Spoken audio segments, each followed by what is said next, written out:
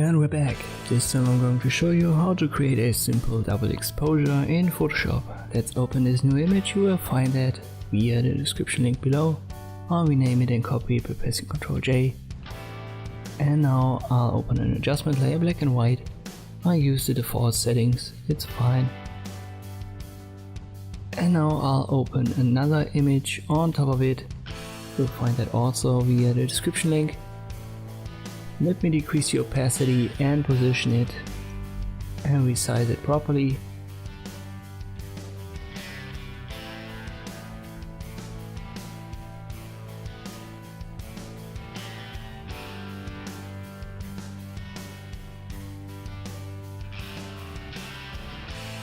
That should be fine.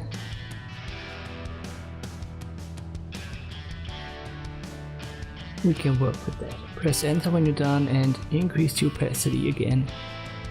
Now use screen as a blending mode. And we can further improve it by opening another adjustment layer, hue and saturation. And we will have multiply as the blending mode for the adjustment layer.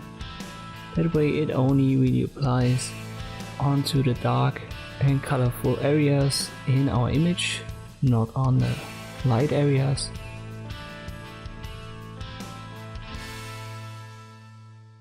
And that looks fine.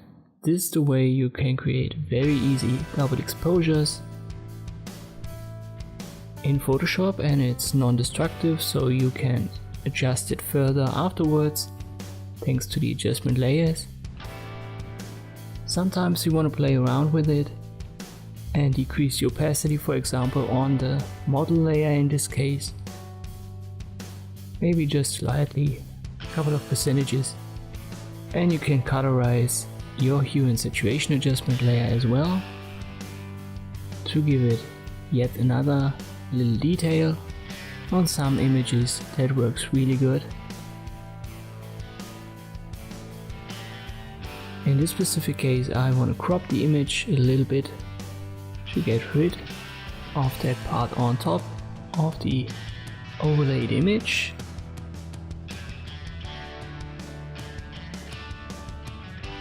And now I think it looks good. This is the basic way you can create double exposures in Photoshop. Thanks for watching and I'll see you next time.